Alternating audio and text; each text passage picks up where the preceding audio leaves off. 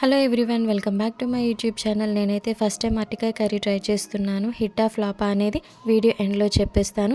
Skip చేయకుండా video అంతా చూసేయండి. అరటికాయ ముక్కలు నీట్గా కట్ చేసుకొని వాష్ చేసుకున్నాక ఒక బౌల్లో ఆయిల్, పసుపు, ఉప్పు, కారం వేసుకొని కలుపుకొని ఫ్రై చేస్తున్నాను.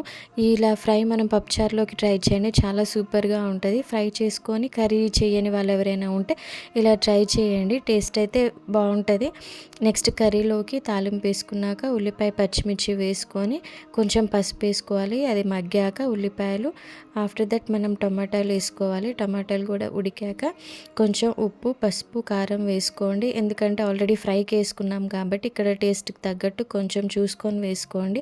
టమాటాలు కూడా మగ్గాక కొంచెం వాటర్ పోసుకొని అది కూడా ఉడికాక మనం ఫ్రై పీసెస్ వేసేసుకోవడమే. అండ్ ఇలా ఎవరైనా ట్రై చేయకుండా ఉంటే ట్రై చేయండి. రెసిపీ అయితే చాలా బాగుంది. ఫైనల్గా నా recipe hit. Thanks for watching.